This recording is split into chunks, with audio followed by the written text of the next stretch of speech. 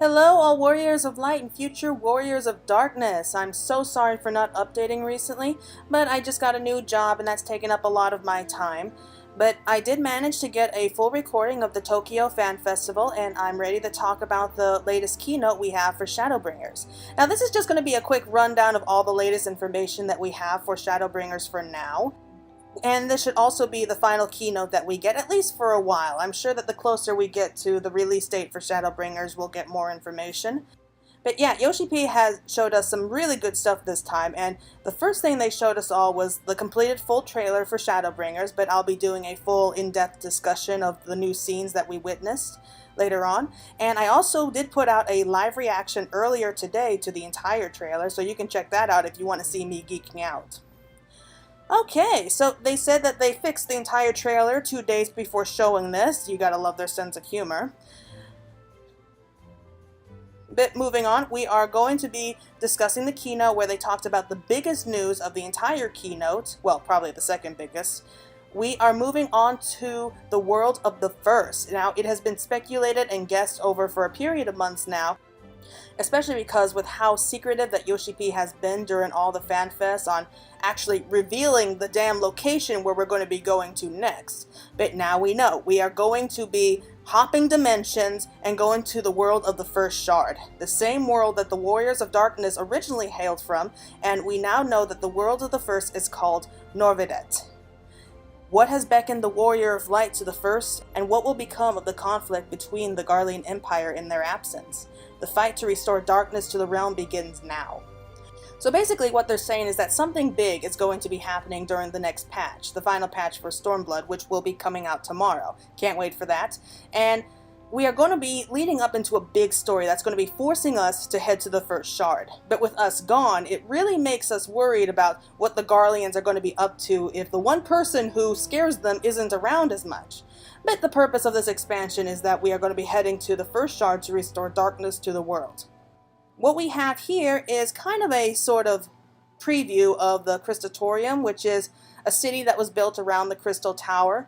This is also going to be the biggest town that we're going to be seeing in Norvrandt, which is going to be the new gathering place, like how we had the Reach for Stormblood and Idleshire for Heavensward. Also, I should point out that they were very clear on this fact, that after all the worlds were split and became separate shards near the very beginning of time or some such, this is not going to be a parallel world that we're going to. We aren't going to be finding other versions of ourselves and our friends walking around. I have been saying that for years now, you know. Ever since we first learned about the other shards and the Warriors of Darkness and how they came here from another world, I've always suspected that these worlds, while they may have many similarities, they are completely different from each other. And I remember how everyone has been telling me how crazy that idea was. That these worlds are actually parallel worlds, they're just like the world that we're from now, and I need to get that into my head. I have made a video on this fact before, and I remember all those comments about how I got it all wrong, and that the worlds are actually mirror reflections. So this is going out there to all the people in the past who's called me wrong. Yeah, you know who you are. Who's laughing now? Sorry. That was unprofessional of me, but I'm going to be the bigger person here, so I won't rub it in your faces. At least not so much. I'll mention it every once in a while just to remind you about who was right, but still.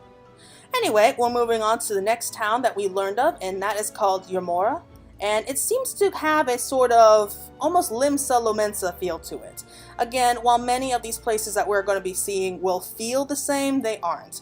Anyway, this is going to be a town where the people here believe that the end is coming, there's no way to stop it, and so we might as well live out the rest of our remaining days in comfort and living the life of a real fat cat. And I mean that quite literally. I mean, look at these guys. They are literally fat cats.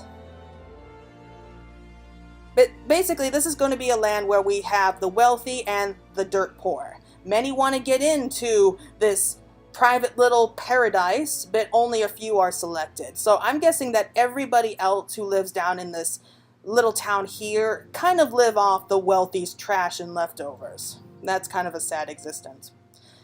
Now, we know that there are going to be massive new areas in this world, and the next one that we have is called Lakeland. And it's at the base of the Crystal Tower, so it should be just outside the Crystaltorium, and I'm guessing that this is going to be this shard's version of Mordona. Now, the people who live here believe in the legend that a warrior of darkness will one day appear and save the world from all this light and basically bring back the darkness and save everyone. And Yoshi P did tell us that this place is also going to be where our adventures first begin in the first shard. And again, here is proof that this is not a parallel universe. While everything here does have a sort of Mordona feel to it, while it does feel familiar, and there is this giant lake here, but as you can see, there's no Lake Guardian, there's no crashed battleship, so the Battle of Silvertear Skies never happened here.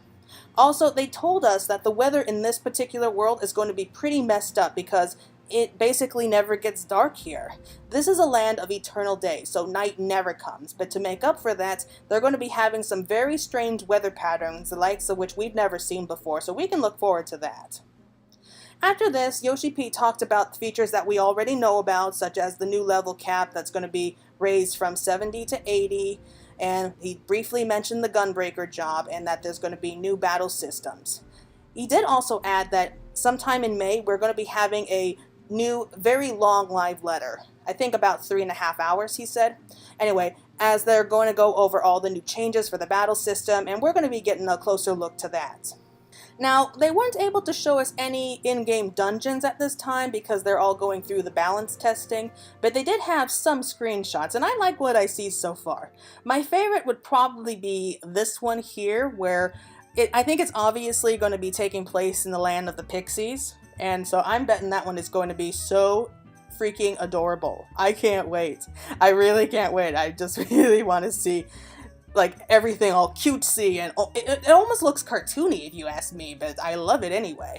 And we also have like some regular like dungeons that we're used to, like running through old ruins, and I kind of have a sunken temple of Karn going through my mind when I see this place, but hopefully they're going to make things very interesting very quickly. They also talked a little bit about the NPC assist trust system, and yes, it turns out that this new / old character Minfilia, if that is the same one or not. Anyway, they will also be part of the trust system, and they're going to be able to come with us into dungeons. And that makes me wonder what position she's going to be under and why Thancred has to protect her from that giant winged lion if she's capable of fighting. Maybe she'll be more of a healing job, perhaps? I don't know. Anyway, continuing on, they talked a little bit about the new Game Plus as well as the World Visit system, which they are going to be introducing to us sometime in May to test it out. That way, when Shadowbringers is released, they'll be able to fix any mistakes or issues with the system during that time. A smart move if you ask me. Also briefly mentioned the restoration of Ishgard, and Yoshi P stated that he already knows how Ishgard is going to look when it's finished, and he promises that we won't be disappointed in that. That has got to be one of the main things I'm most looking forward to. Anyway, they also mentioned the Yohai Dark Apocalypse, which is going to be the new Alliance raid dungeon. Unfortunately, we don't really know anything else about it. They didn't give us any screenshots or pictures or anything about it, but God, I can't wait. And now for one of the biggest news we got so far, the second job that we're getting is in fact the dancer. During my live reaction of the trailer where they showed the dancer, I kind of lost my mind. I was actually so happy I almost started crying. Because I've been waiting for a dancing class for so long now. And it's not just me. A lot of people have been begging for this job for ages, and we finally have it. And I mean, look at her. She's gorgeous, and I adore that outfit. I really can't wait. I also know that many people were also disappointed thinking that we were going to be getting it as a healing class, and generally, in the past, that is kind of the type of job that it was, at least in their eyes. To me, though, I've always sort of seen it as a healing / support job system with some fighting abilities mixed in as well. Here, though, it's going to be a ranged DPS, which was a very interesting way to go about it. So it's going to be in the same line of work as the Bard and the Machinist, and we're going to be using these throwing weapons to deal damage to our targets from a safe distance. There's going to be no associated class with this, which is understandable, and we're going to be starting things off at level 60. So I'm guessing that if you made it this far in the game, the designers decided that they don't need to make things easy for you, and they kind of expect you to be able to handle this. But they did say that we will be performing dances to use our abilities, including some dances that will give our party members buffs, while we hit our targets by using these chakra blades. And I think I got this part right. Apparently, you will be able to unlock the dancer job in Limsa. So if you want to be a dancer for Shadowbringers, make sure that you exit out of Limsa, so that's where you'll end up right away. And yes, while it may not be a healing job, but hey, I'm happy with it. I'll take it. I've been wanting a dancing class for a long time, and I might switch this job as my new main. Saying that, I don't think that it's going to be unreasonable to think that the team won't be putting out other jobs in later patches. Kind of like how they did with the ninja and the blue mage. Though there is a chance that if they do choose to add any more jobs in later patches, I think it's going to be much more likely they'll be limited jobs like the blue mage. I mean, I can totally see them doing something like a chemist or something and use that as a limited job. But hey, I'm fine with that. I'm not picky. Anyway, they also showed us our first look at the dwarves, which are going to be a new Beast Tribe series. And when describing them, all they had to say was this: they are never without their helmets and never without their beards. Which make you wonder just how the women are going to look, and hell, it even makes you wonder how they tell each other apart. But then again, I've always wondered how any of the Beastmen could tell their fellows apart. I've tried, I really do, but they all look the same to me. Moving on, it's also stated that they're going to be experts in mining and metallurgy, which makes perfect sense because that is something that dwarves have always been known for in mythology. So I'm guessing that their daily quest could have something to do with crafting and gathering. And here is some more big news. Since we are going to a new shard, there are going to be different terms or names for the main races, such as the Hewer are now called Humes, and that's actually the term that are used for humans in Final Fantasy XII. The Makote are going to be Mistels. Elizin are going to be called Elves, which makes perfect sense, since if we have dwarfs, why not throw elves in there as well? Rhodageddon are Galleons. Al-Ra are Drahans. And here is the best part about it. The Lalafell are dwarfs in this particular shard. And I love that. It's just so funny because I'm sure people have made plenty of jokes about Lalafell being like dwarfs in the past, or rather they call them Popotos, but that's hardly the issue here. The point is, I just found this extremely funny just looking at it, and the thing with them is that we're going to be seeing some of their villages, where everything here was built perfectly for them, specifically for them. So it's not as if they're living alongside the taller folk in this world, but everything in this village has been built specifically for their smaller statures. And here's the best part. Only dwarves and Lalafells are able to go in and out of the homes. So if you are any other race, you can't go into any of these houses. So yes, this is Lala Land. But don't worry, you can still look inside through the windows. Apparently they don't have curtains here. So it kind of makes you wonder what else goes on in this town. Okay, so we are getting close to the end here, but let's talk about the Scourge of the First. The monsters that we're going to be seeing infesting this world are known as the Sin Eaters. Like how we had the Void Sense from the Fallen Shard of the 13th, creatures who are overcome with darkness. Well, it's the same thing in this world, only they're overcome with light. They are powerful enemies who attack us with light-based attacks, and they specifically mention one in particular called Innocence, which I think is actually going to be some sort of primal instead. So we already know one of the primals is going to be in the form of Titania. So this appears to be the second primal we're going to be facing. Probably the second of the two main scenario questline primals, if you ask me, much like how we had Bismarck and Lakshmi in the previous games. However, that's only assuming that we're going to be following the kind of the same structure as the last two games. Anyway, Innocence plays a large role in this new expansion, though they didn't go into too much details on what it's going to be. However, we can be sure that his or her fights will be tough. Also, we finally have a new name for the new high-end raid, which is called Eden. Now, here is where we're going to be fighting to restore the elements to the world.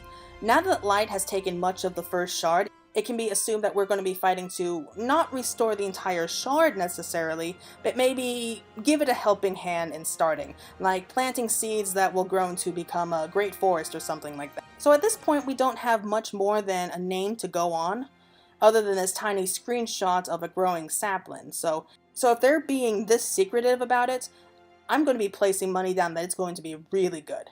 At least I hope it will be, because they brought in the legendary Tetsuya Nomura, who not only designed characters for Final Fantasy VII and directed the movie Advent Children for Final Fantasy VII, he led the development for the Kingdom Hearts series. So we know that he is good at what he does, and he is going to be designing bosses and characters for this raid. And we were even shown a picture of one of the characters we're going to be getting, named Gaia.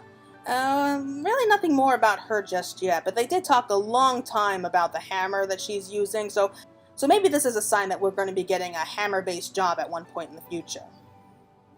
And finally, we are going to be wrapping up with what we found out about the new race. Or should I say, races. That's right, we have just been given word that all the Viera in the game will be females only. I think they're doing this because, as tradition dictates, the Viera men, they typically stay hidden in the forest their whole lives. So, the Viera race is going to be gender-locked to females only, which is a shame because my friend in the game was telling me on and on about he was going to become a male Viera and what he's going to do with it, so now we're both kind of disappointed. Oh well, to make up for that, the team developed another playable race that is gender-locked only to males. We have the Hrothgar, which seems a little bit unnecessary to me, to be honest, because we already have a cat-like race, and I'm kind of having flashbacks to the Thundercats when I'm looking at them, and oh gods, I feel so old all of a sudden. Do you know how long it's been since the Thundercats have been on TV? Oh man. Anyway, so these two races are gender-locked, like I said, which did upset a lot of people. And I'm not too surprised, to be honest. I was more surprised that we're getting another race, because I was just assuming that they were going to be showing us some Viera men at this particular FanFest. And it's really not that uncommon. I mean, they did this in Final Fantasy XI with the gender locks issues, and I guess I can live with it. So instead of getting hot bunny men or buff and muscular cat women, we get hot, sexy bunny women and furry buff men. Such a shame, isn't it? Well, whatever. They did discuss them only very briefly, such as they both have unique heads, and because of that, they're going to both have very unique, customizable features that you won't be seeing on the other races. Bit like the other races, they will have two separate clans, and they will also have very different names that they're going to be referred to, such as the Viera are going to be known as the Villas, and the Hrothgar are going to be called the Ronso. And I do love that remark because it's touching upon the Ronso tribe from Final Fantasy X, and we even have this one character that looks very similar to Kamari from that game, and I loved Kamari. But yeah, early access for Shadowbringers is going to be on June 28th, and the official game comes out on July 2nd, so we have a lot to be looking forward to, and only 3 months to go.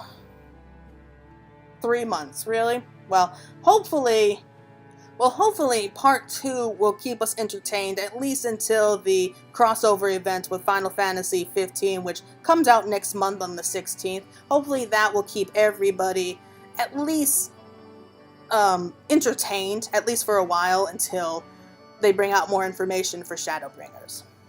But yeah, that's it for now, my fellow warriors, and what do you think? What are you all most excited about? What are you most disappointed about? Drop me a review down below and tell me. I'm always open to hearing other people's opinions. Anyway, ta-ta for now, and I will be seeing you all when Shadowbringers comes out.